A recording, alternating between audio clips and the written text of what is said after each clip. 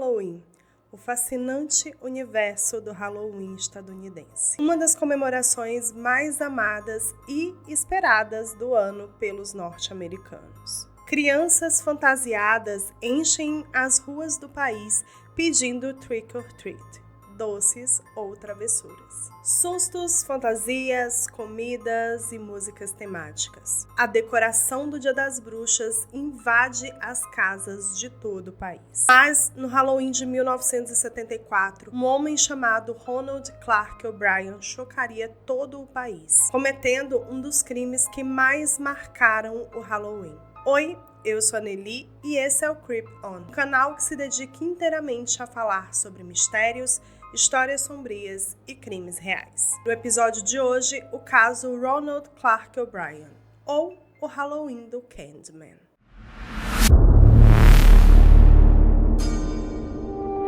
Ronald Clark O'Bryan nasceu em 19 de outubro de 1944 em Houston, no Texas, nos Estados Unidos. Em 1974, ele morava com Diane, sua esposa, em Deer Park, no condado de Harris, no estado do Texas. Juntos, eles tiveram 2 filhos, o Timothy, que na época tinha 8 anos de idade e era o filho mais velho, e a Elizabeth, que era 3 anos mais nova que ele. O Ronald trabalhava como oftalmologista na Texas State Optical, em Houston. A família O'Bryan parecia uma família normal, uma típica família americana de classe média, com uma boa casa, um ótimo carro e 2 lindos filhos. Ronald era diácono da Segunda Igreja Batista, também cantava no coral e era responsável pelo programa de ônibus local. Conhecido na vizinhança, ele era visto como um cidadão normal, trabalhador, um ótimo vizinho, um bom pai e um bom marido. No Halloween de 1974, o Timothy e a Elizabeth estavam muito ansiosos para saírem para pedir doces ou travessuras. Quem ficou encarregado de levar os filhos para pedir doces naquela noite foi o Ronald. E ele parecia empolgado também, o que não era muito comum, porque ele sempre achava um programa meio chato fazer isso. Ele e um vizinho da família O'Bryan levaram o Timothy, a Elizabeth e os 2 filhos do vizinho para pedirem doce naquela noite. Eles foram para Pasadena, que era uma cidadezinha ali vizinha de Deer Park. Ficava a cerca de 14 quilômetros, então era coisa de 10, 15 minutos de carro. Não era uma coisa incomum que os habitantes de Deer Park fossem para Pasadena e vice-versa na noite de Halloween, que eram cidades pequenas, comunidades pequenas, então era normal que algumas crianças de uma cidade fossem pedir doces em outra. Tudo corria bem. As crianças estavam se divertindo e já tinham pego vários doces. No meio do trajeto, eles passam por uma casa específica que parecia não ter ninguém em casa. Eles chamam por um tempo, mas aí as crianças começam a ficar um pouco impacientes e querem ir em frente para continuar pedindo doces. E o Ronald se oferece para ficar ali chamando um pouco mais, enquanto o grupo vai na frente, que depois ele acompanhava eles. Depois de alguns minutos, o Ronald acompanha o grupo e ele diz que continuou chamando e alguém colocou a mão para fora e entregou alguns doces. Ele trazia com ele 5 doces, que são chamados de Pix Sticks. Basicamente, é um doce que é bem famoso nos Estados Unidos, muito consumido, e são canudinhos de papel com uma espécie de pozinho doce. Alguns são mais azedinhos, sabe? Tipo bala fine azedinha, que é a minha preferida, inclusive. E outros são bem docinhos. Então a criança só pega, abre aquele canudinho e vai despejando na boca o pozinho. Segundo Ronald, o dono da casa estava só demorando para atender, mas ele insistiu mais um pouco e a pessoa acabou abrindo a porta e entregando os doces para ele. Então, ele tinha 5 doces, ele dá um pro Timothy, um para Elizabeth, um para cada um dos filhos do vizinho dele, né, que estavam ali junto com eles, e sobra um.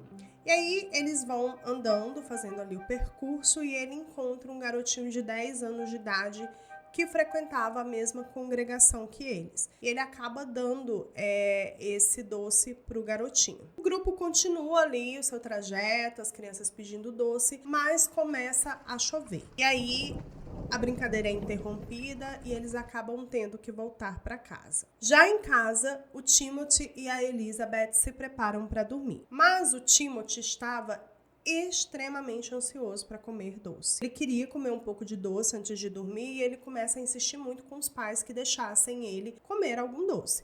E aí, os pais dele acabam liberando para ele comer um doce. E, segundo o Ronald O'Brien, o Timothy escolhe o Pixie Sticks. A primeira coisa que acontece quando ele vai comer o doce é que ele não consegue abrir. Ele tenta, mas ele não consegue. E aí o pai dele vai lá e percebe que a embalagem tem um grampo prendendo.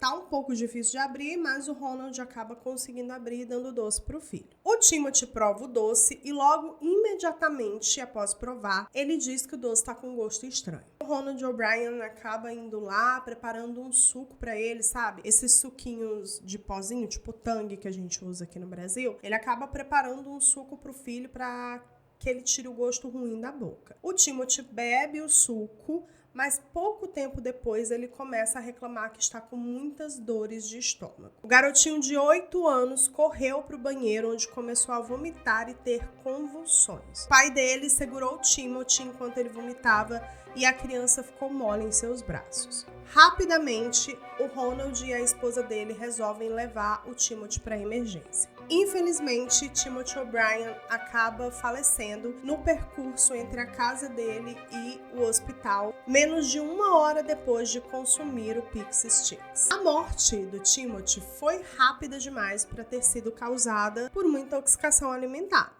Lembra que eu falei para vocês, inclusive no vídeo que saiu na terça-feira, sobre o caso da Amanda Partata? Vou deixar o card aqui em cima para vocês. Que é muito suspeito que alguém morra de intoxicação alimentar de uma forma tão rápida, né? E o Timothy, inclusive, foi em menos de 1 hora depois que ele consumiu o doce. Então, a morte do Timothy era uma morte suspeita. Um relatório da patologia revelou que o Timothy morreu por envenenamento por cianeto de potássio. Logo que o legista foi fazer a autópsia, a primeira coisa que ele percebeu foi que o Timothy estava com um hálito de amêndoas. E, se você não sabe, quando a pessoa ela é envenenada por cianeto, ela fica com um hálito de amêndoas. Então, essa já foi a primeira coisa que foi suspeita, né? Fora o fato dele ter morrido, assim, muito rápido. E aí, quando a autópsia foi feita, foi comprovado que ele tinha sido, sim, envenenado por cianeto de potássio. Uma investigação foi aberta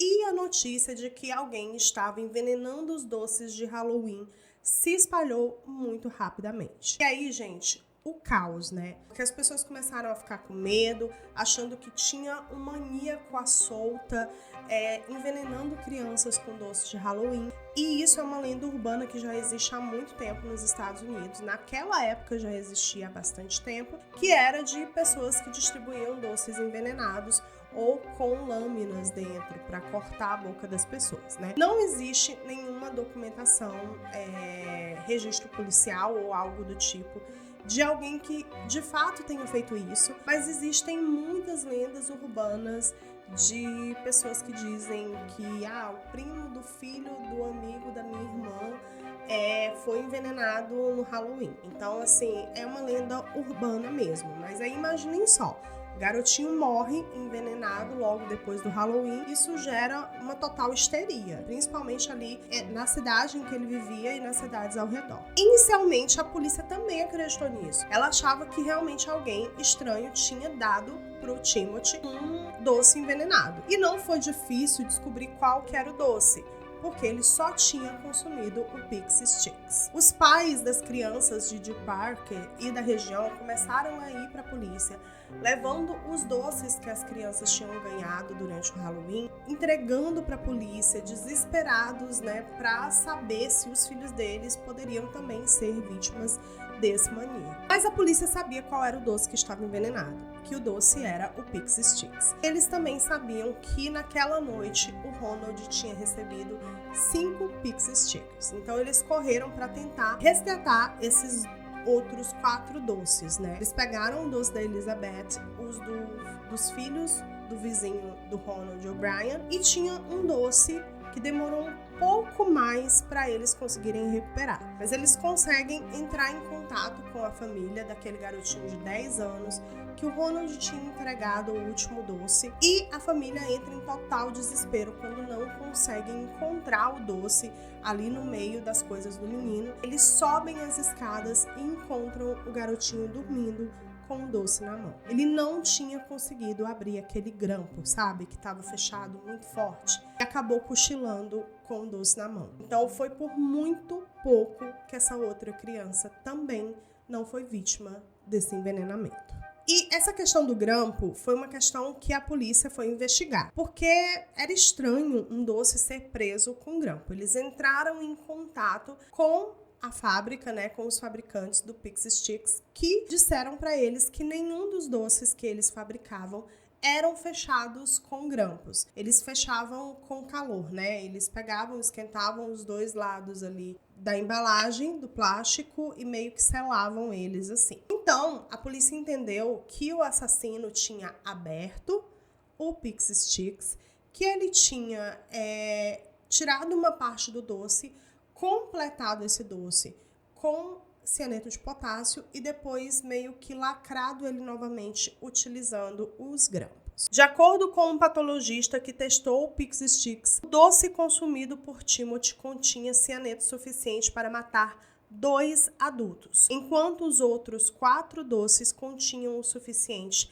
para matar de 3 a 4 adultos. Tá. A polícia já sabia que os doces tinham sido envenenados. Então agora eles precisavam identificar de onde esses doces vieram. E quem tinha recebido os doces tinha sido o Ronald O'Brien. Então eles foram conversar com o Ronald, pegaram ele e levaram ele lá para onde ele tinha ido fazer o percurso, né, com as crianças no dia do Halloween. Só que o Ronald, ele disse que não se lembrava aonde que ele tinha pego aqueles doces. Ele disse que não conseguia se lembrar, que não sabia em qual casa aqueles doces tinham sido entregues para ele. A polícia achou aquilo muito estranho. Por quê? Em uma situação normal, poderia ser ok ele não se lembrar, porque tinha passado por muitas casas. Mas naquele dia em específico, aquele grupo dos filhos do Ronald e do vizinho dele só tinham andado por 2 ruas. Porque começou a chover. Então eles começaram a fazer o percurso, andaram por 2 ruas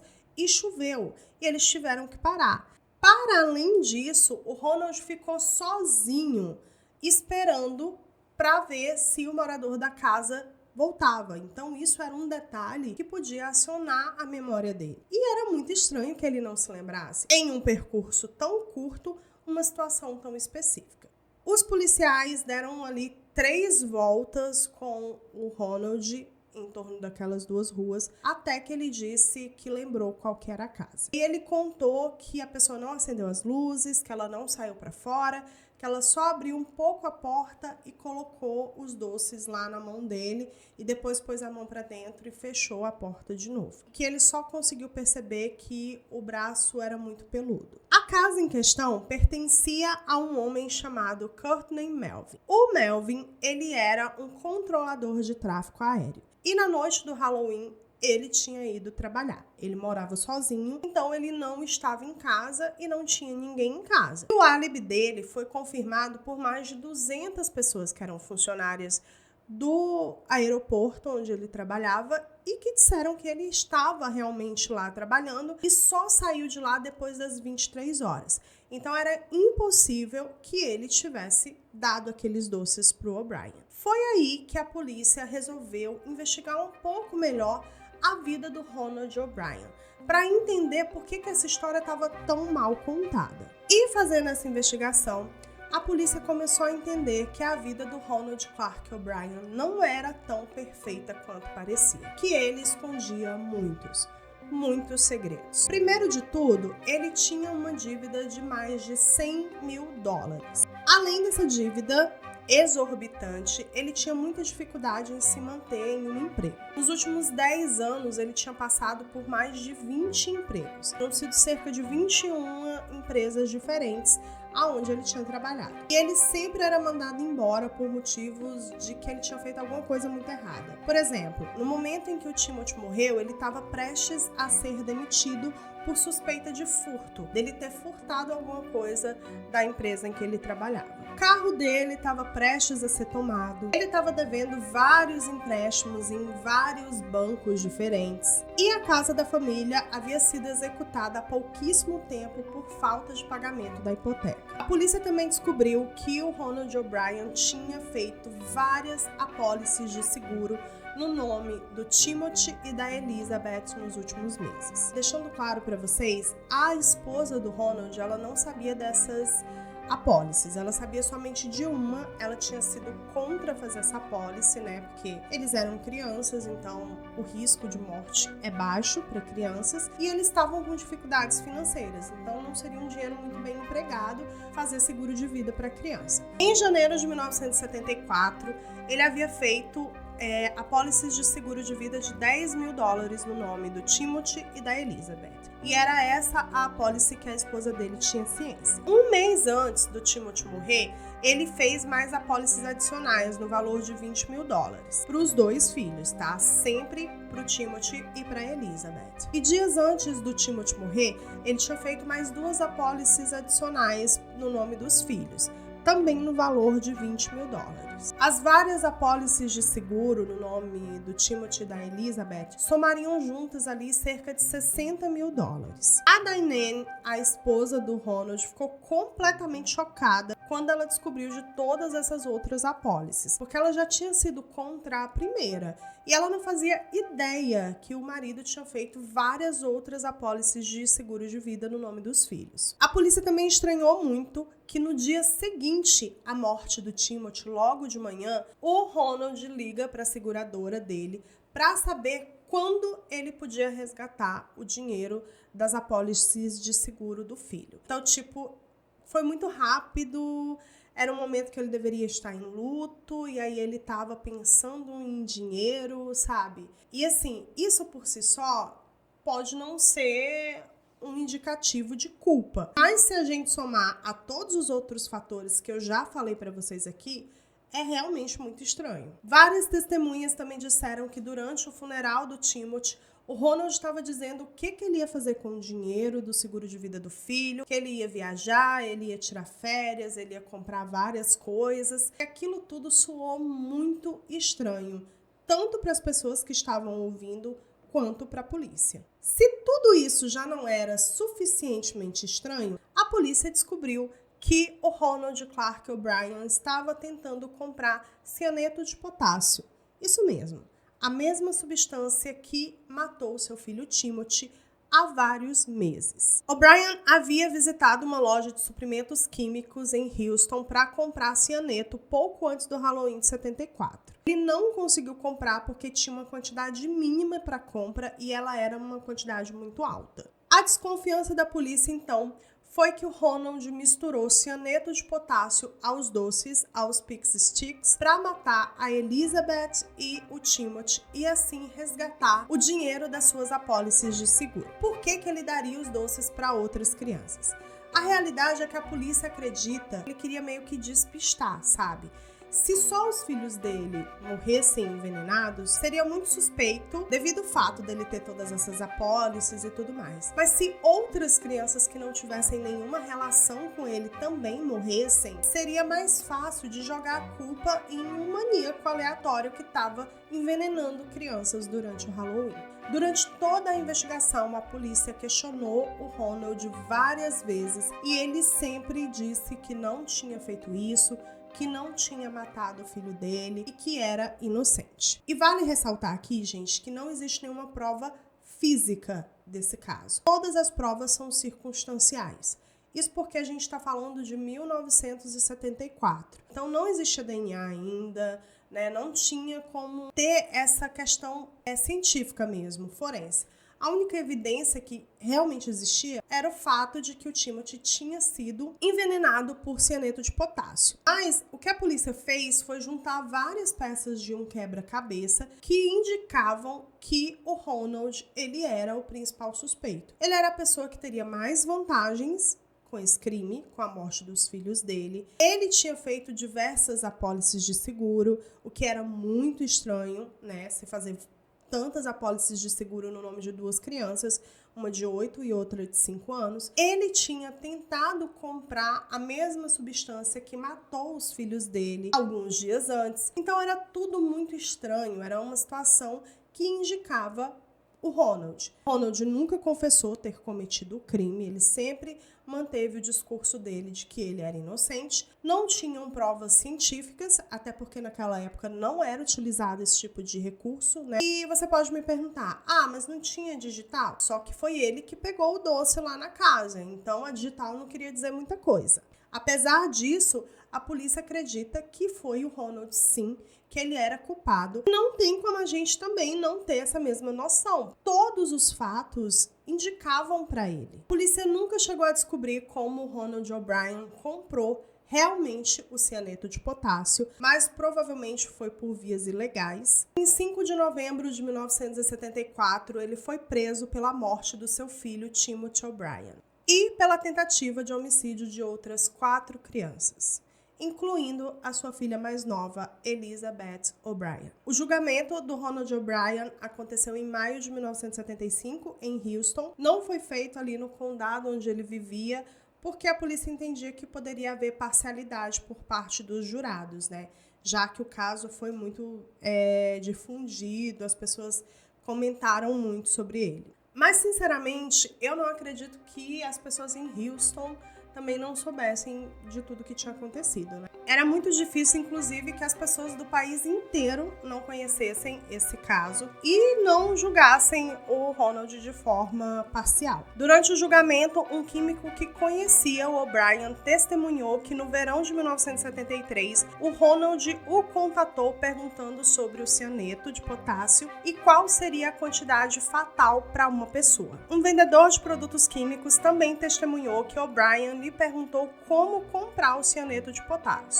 Vários amigos e colegas de trabalho dele também testemunharam que nos meses que antecederam a morte do Timothy, ele demonstrava um interesse muito grande na substância, no cianeto de potássio, e sempre conversava com as pessoas entrando nesse assunto. A esposa do Ronald também contou que naquela noite, dia 31 de outubro de 1974, não foi o Timothy que escolheu o Pixie Sticks, como o Ronald falou no início das investigações. Na realidade, o Ronald insistiu para que o filho escolhesse aquele doce em específico. Apesar de todas essas testemunhas falando essas histórias sobre o Ronald O'Brien, ele permaneceu mantendo seu discurso de inocência. A defesa dele usava aquela lenda urbana lá sobre um maníaco tentando envenenar crianças no Halloween para dizer que havia sido esse o caso e que ainda tinha um assassino à solta tentando matar crianças com doces envenenados. O caso ganhou uma proporção gigantesca nos Estados Unidos. A imprensa do país inteiro noticiava